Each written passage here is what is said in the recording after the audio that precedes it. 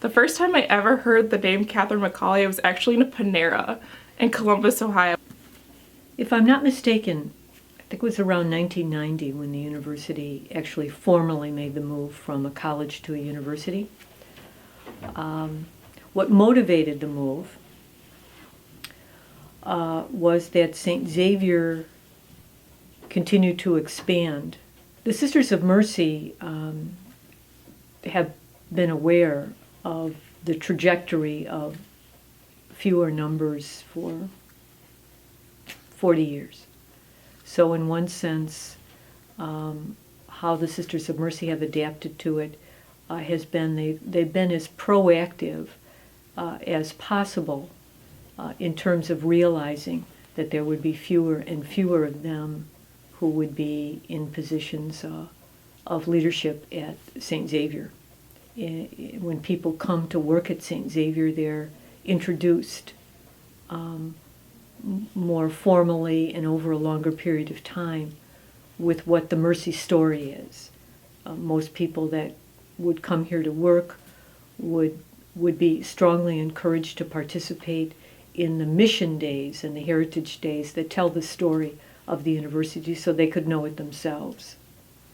And then the Sisters of Mercy, for now more than 30 years, have opened their doors to lay colleagues to become associates in Mercy, which is a non-vowed but covenanted relationship where you share a commitment with the Sisters of Mercy and continuing their works, celebrating with them, being involved in their spiritual life.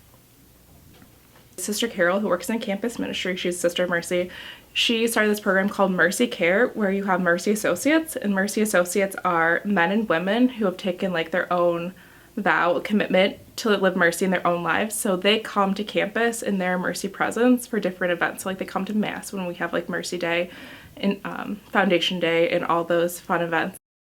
As in all things, I think there's a lot that's available to students to become highly aware of the Mercy story, the Mercy legacy, the Mercy charism. But life at St. Xavier is invitational.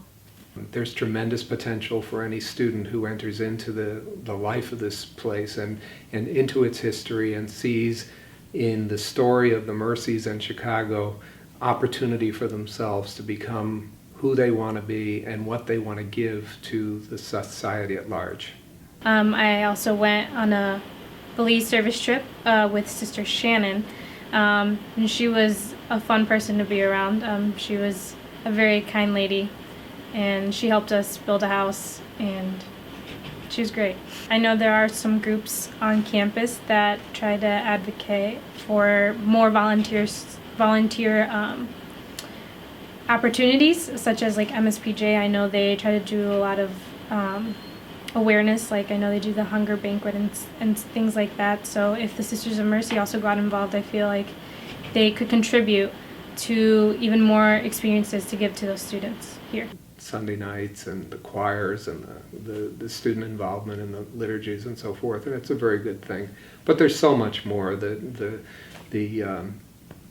Last night, 350 students and alumni made lunches for homeless people in the cafeteria. That's where the Mercy charism lives. It lives in the work that our students do in hospitals and schools and in the community.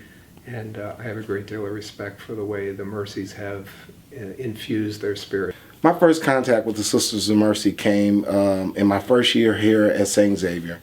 I arrived here as a transfer student from Moraine Valley. As an adult student, I was in undergraduate courses working towards a bachelor's degree in English. And I ran into a hard financial time where tuition was expensive and I didn't know how I was going to make ends meet. And I just went into college directory and picked out all the executives and sent emails to everyone, telling them how I was a student and I lived in Blue Island and I had to walk to school every day because I couldn't afford to get a bus, I had to transfer, yada, yada, yada. I mean, when I look back at it now, I was like, dude, what were you thinking, right? So no one responded. but one person responded, and it was Sister Sue Sanders. And she sent me an email, and the email just simply